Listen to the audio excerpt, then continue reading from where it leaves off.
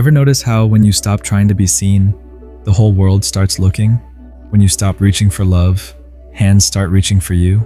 When you vanish from the chase, everything you chased begins to appear? It's not luck. It's not alignment. It's not some cosmic reward for your effort. It's the silence that comes after your effort dies.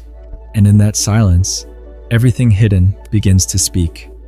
You delete their number, and they text you. You give up on the job, and the offer comes through. You finally stop obsessing over inner peace, and a wave of stillness floods in. But this isn't a tactic. You can't trick the mirror by pretending not to look. You can only stop looking when there's truly nothing left to find.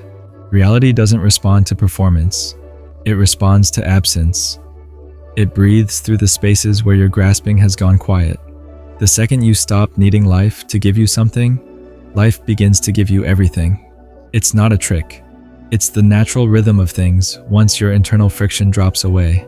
All you're trying, all you're fixing, all you're reaching, that was the noise preventing you from hearing what's already here. Wanting peace created tension. Wanting love became pressure. Wanting freedom turned into a golden cage. There's a story that repeats itself quietly in the background. Someone chases awakening with every ounce of will. They meditate, they journal, they hunt teachers like shadows chasing light. They stay one step from the answer for years. And then they give up. Not from failure, but from a deeper surrender. They sit in stillness, not because they're wise, but because nothing else remains. And without fanfare, everything stops moving. Not because they arrived, but because they stopped running. Not because they changed, but because they ceased resisting what already was. The collapse of seeking reveals something terrifyingly subtle. You don't become enlightened. You become empty. Not hollow, but open. Like a door no longer locked from the inside. The wanting was the wall. The tension was the mask. The grasping was the noise that drowned the signal. And when it drops, when you finally stop trying to win the game, life moves. Not according to your map, but according to a pattern far stranger and far more precise. You stop performing, and suddenly people feel magnetized by your presence. Not because you're doing anything, but because you're no longer trying to be anything. You become quietly compelling, not by effort, but by the disappearance of effort. This isn't detachment. It's not indifference. It's not some frozen zen. It's warm, alive, strangely precise without being sharp. You still work, still love, still show up, but you're not acting from lack. There's no inner salesman, no subtle agenda, no invisible audition happening inside your eyes. You're not living to impress. You're not existing to be seen. You're not breathing to become. And in that disappearance, life begins to show up in full color. Not because you painted it, but because you stopped fogging the glass. The tension in you was the filter, and now the filter is gone. People feel safe near you. Not because you're wise, but because you don't need anything from them. Conversations deepen, not because you try to listen, but because you're no longer waiting to speak. Even silence feels full when it isn't forced. Even small talk feels sacred when nothing is missing. Even chaos feels rhythmic when you've stopped resisting what it wants to be. This isn't magic. It's not manifesting. It's not spiritual law. It's the natural unfolding of life without the interruption of your control, without your fear, without your seeking. The one who used to chase, who used to grasp, who used to mold the moment like clay, that one gets quiet. And when it does, the moment starts to breathe again. This doesn't happen because you cracked some code. It happens because the one trying to decode life finally vanished. Not erased by force, just undone by futility. You no longer sit in meditation to reach stillness. You sit because there's nowhere else you'd rather be. Not out of discipline, but out of absence, of effort, of chase. You stop watching your mind like a guard dog. You stop scanning your emotions for spiritual milestones. You stop needing proof that you've arrived, because the whole idea of arrival dissolves. There is no peak to reach, no spiritual gold medal waiting at the end of the tunnel. There is only this, only ever this, stripped of commentary. And somehow, that's not disappointing. It's liberating. You thought you wanted transcendence, but what you really wanted was rest. Not the rest that comes from sleeping, but the rest that comes from no longer needing to become. When you stop needing to become, life becomes radiant again. Not because it changes, but because you're no longer dulling it with desire. The ordinary becomes luminous because it no longer needs to be extraordinary. A breeze through the window feels like a revelation. A quiet room becomes a cathedral. The simple weight of your own body becomes holy in its silence, because nothing is demanding anything from it anymore, not even you, especially not you. The absence of seeking becomes the presence of everything. You begin to notice the absurdity of the whole search, like trying to bite your own teeth, like trying to run toward your own shadow. The harder you try to find it, the more invisible it becomes, because the seeker was the veil. The one doing the looking was blocking the view. The identity-chasing truth was made entirely of noise. There never was a seeker, just seeking. There never was a doer, just doing. There never was a self in charge, just the illusion that one existed. And when that illusion collapses, nothing spectacular happens. No trumpet, no ascension, just stillness that's been hiding underneath your struggle. You start to see the whole journey was a loop, not a path forward, but a spiral inward that led you right back to where you already were, only now without the hallucination of lack. You thought you needed to find yourself, but the self you were looking for never existed. What remains isn't a better version of you, but the absence of the one who needed to be better. It's not improvement, it's evaporation. It's not transformation, it's silence. Not a new you, but no one at all, standing in the way of what is. You don't arrive at peace. You exhaust every way of avoiding it. You don't gain presence. You run out of places to hide from it. And when there's nowhere left to go, you find you've been home the entire time. What shows up isn't a prize. It's not a badge. It's not a gift for good behavior. It's just reality. Unfiltered, silent, clean, indifferent to your effort, and yet overflowing once your grip loosens. It's not distant, not mystical, not reserved for the worthy. It's so close it hides behind your trying.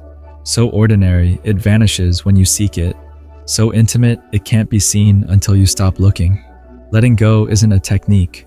It's what remains when you've seen that every technique is made of the same grasping you're trying to escape. You can't do it. You can only be so utterly done that it does itself. And when it happens, you're not even there to enjoy it. The one who would have celebrated, the one who would have claimed the awakening, is already gone. Life moves without commentary. Breath flows without supervision. Love appears without strategy. And none of it feels like something you are doing. And strangely, this is where the beauty begins to bloom. Not the beauty that needs attention, not the beauty that performs, but the quiet beauty of things being exactly as they are, with no interference. In this absence of striving, people sense something different. They don't know what it is, but they feel it. Not in your words, but in your absence of hunger. You're not projecting importance. You're not curating your aura. You're not trying to be anything other than the space where everything happens. And in that space, others feel safe. Not because you've given them safety, but because you've stopped being a storm. And storms are what they're used to. Stillness becomes contagious. Not through teaching, but through proximity. Not through wisdom, but through your refusal to perform. You stop being a magnet and start becoming a mirror. You reflect what others forgot they had. And in your quiet, they remember their own enoughness. Everything you once tried to make happen begins to happen, but now without cost, without grasping, without needing it to arrive. It's not a reward. It's a side effect of your disappearance. It's not about getting what you want. It's about the ending of the one who wanted. And now, life pours in, not because you forced it open, but because the one slamming the door finally walked away. When you stop being the one in control, you become the space where things unfold. Not a character, not a force, not even a witness, just the open field where movement happens. Opportunities arrive, not because you visualize them, but because there's nothing blocking their path. Love returns, not because you manifested it, but because your walls fell without ceremony. And when it comes, you barely notice, because the one who would have grasped at it, celebrated it, used it to inflate an image, is no longer present. Life doesn't feel like it's happening to you. It feels like it's simply happening. And strangely, that's more intimate than anything you ever tried to possess. What remains is effortless, anonymous, alive. Not cold, not passive, but fully here, without a name. There's no need to speak about awakening anymore. It no longer matters, because even the desire to be free has dissolved. You see now, even that longing was resistance. Even that search was a veil. Even that sacred fire was a distraction from the fire already burning in every moment. Once the wanting dissolves, and the need to chase vanishes, something becomes obvious that was always hiding in plain sight. There is no one left who's letting go. There's no center controlling the experience. All of that, the monitor, the manager, the inner judge, was thought. Just thought, dressed in authority, pretending to be you. And when that thought quiets, there's no one behind it. The identity that chased presence, that tried to be spiritual, that clung to the idea of awakening, is seen as another costume slipping off in the wind. And when the costume falls, there's no celebration, just air moving through open space, just breath with no owner, just light with no need for a face. What remains is ease. Not the ecstatic kind, but the kind that hums beneath even suffering. Not a high, not a breakthrough, just the absence of pressure. Life no longer happens to you. It flows through you. Or maybe even that is too much, because there is no longer a you it could happen to. The wind passes, the eyes blink, the world continues. And for once, that's enough. Ordinary moments start glowing, not because they've changed, but because there's no longer a filter between them and what sees. A chair becomes sacred. A glance becomes infinite. The sound of passing traffic becomes music, not because you forced meaning onto them, but because you stopped needing meaning to justify anything. You stopped turning life into a message. And in doing so, life became clear. You no longer search for lessons in pain. You no longer spiritualize every coincidence. You no longer extract purpose from every wave of emotion. Life doesn't speak in riddles anymore. It just speaks, directly, without interpretation, without metaphor, without asking for a translation. And somehow, that makes it more intimate, not less, closer, simpler, unguarded, like a friend that doesn't need to impress you anymore. You don't walk around trying to teach this. You don't brand it, post about it, or make it a badge. It's too quiet for that, too subtle, too honest. You don't want to be seen as awakened, because you don't care if you're seen at all. The performance died, the actor left, and the stage lights finally went dark. And then something funny happens. Everything begins to arrive, not because you wanted it, but because nothing inside you is pushing it away anymore. But even then, it doesn't feel like it's happening to you, because the you that used to need it, want it, name it, is gone. What's left is what was always here, breathing through everything, untouched by desire, unburdened by story, quietly watching from nowhere. And now you understand, not with your mind, but with your silence, that everything always wanted you the moment you stopped wanting anything.